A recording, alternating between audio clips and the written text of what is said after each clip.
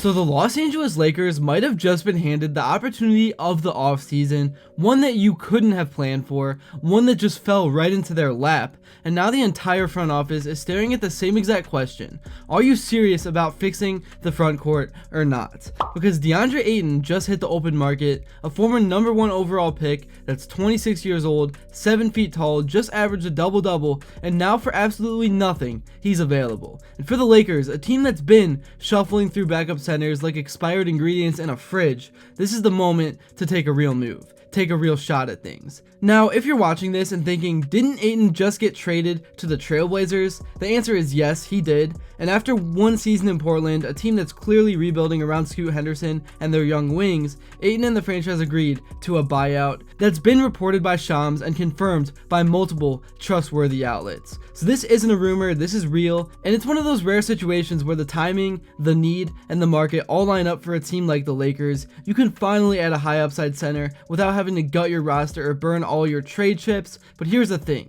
you gotta actually act on it, because I know whenever players become available, everyone just goes Lakers, Lakers, Lakers, and it never seems to happen. But this is one of those times where a move just has to be made. And before we get too far down this rabbit hole, real quick, please go ahead and hit that like button and also subscribe. It only takes 5 seconds, plus you can always change your mind. We are on the road to 60,000 subscribers, and with your support, I believe that we can get there super fast. Alright.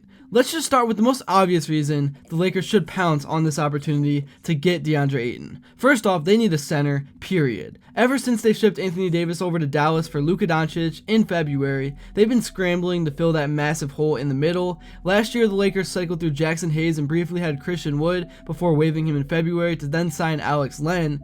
Colin Castleton was waived last fall and has since signed with the Raptors. It never really worked. None of those guys gave you enough presence, physicality, or consistency to be a starting caliber center. Now you could go the veteran minimum route and hope to get someone like Bismack Biyombo or someone like that falls into your lap, but those guys aren't exciting at all. They don't really give me hope if I was a Lakers fan. Or you could take a big swing on a 26-year-old former top pick who's already proven he can produce on a finals team, because let's not forget, Deandre Ayton was a major piece of that Suns run in 2021. I know he's kind of been labeled as a bust, but he's still young, and I think he still does have the potential to kind of rebound and revive his career in the right system. But anyways, going back to that Suns team, that wasn't just Chris Paul and Devin Booker. Ayton averaged nearly 16 points and 12 rebounds that postseason, shooting at almost 66% from the field, and he anchored the interior against bigs like Nikola Jokic and Giannis Antetokounmpo. He's had his inconsistencies since, but the talent isn't in question. The question has always been mindset, the motor, and role, and if there's one place in the league that's known for rehab projects turning into playoff impact guys,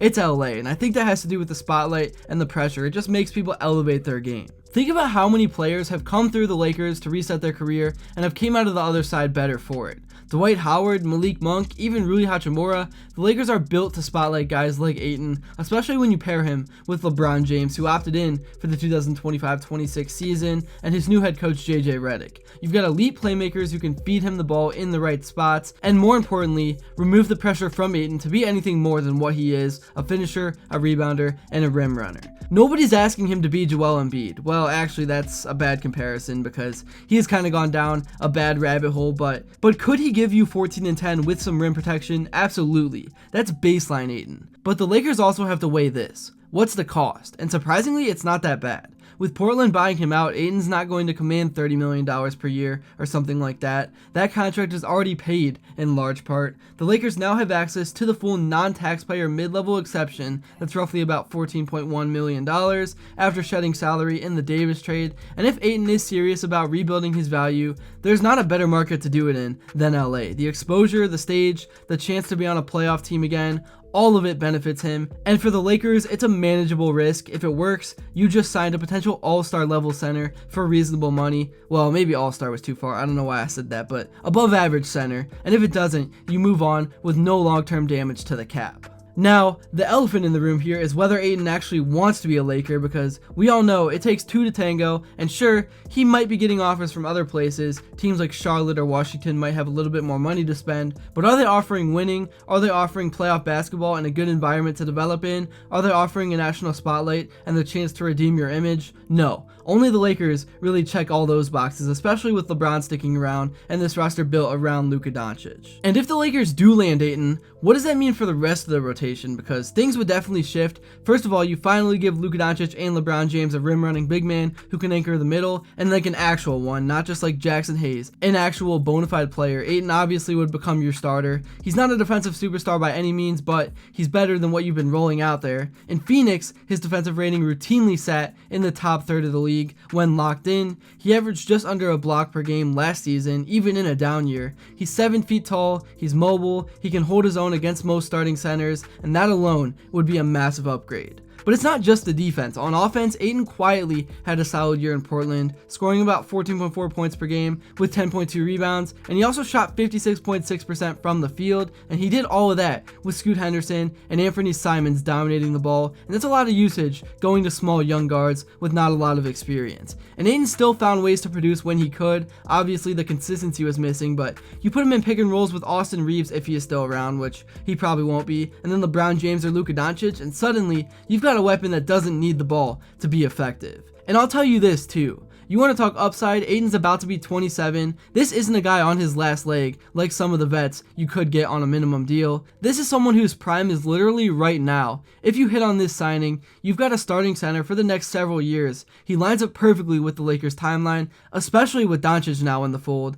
And as they continue to build around him, even if LeBron retires or moves on in the future, though it seems like he will be around for 10 more years, you've got a long-term frontcourt piece if he can rebound and revive his career. And how many of those are just floating around there for free? The answer to that is only him. He's the only guy. But of course, you can't talk about Ayton without acknowledging the red flags, the inconsistent motor, the disappearing acts in big games, the reported tension with coaches and teammates, but all of that has context. Phoenix misused him for years. He was caught between Monty Williams' style and a backcourt that didn't always get him the ball. Portland was a mess of a situation. Ayton faced a few fines for lateness and missing rehab sessions, and now, for the first time in his career, he can choose where he wants to be. And that matters to me because when a guy chooses the Lakers, he knows exactly what comes with that decision, the scrutiny, the expectations, the pressure, the spotlight, and if Ayton's willing to take that on, it means he's ready to grow up and show that he's serious about reviving his basketball career and just growing and getting better as a player. Another underrated factor here that I kind of mentioned earlier is the flexibility it would give Rob Pelinka. If you land Ayton, suddenly you don't have to spend any more assets trying to trade for a big man. Remember, they already tried for Mark Williams from Charlotte, but that fell through when he failed his physical.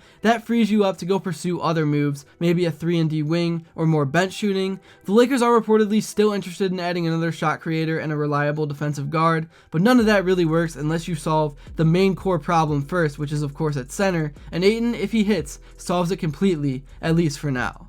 And I want to make one more point that I don't think people are talking about enough. I just want to re-emphasize it one more time because I think I already mentioned it earlier. The Lakers have not had a consistent, reliable physical big man since the Davis for Doncic blockbuster trade in February that kind of took the league by storm. Ever since then, it's been plug and play. Jackson Hayes, Alex Len, Christian Koloko on a two-way. All of them were band-aids. Ayton isn't a band-aid. He's a blueprint. He's someone you can actually build around and give Luka Doncic the interior presence he needs to maximize his game.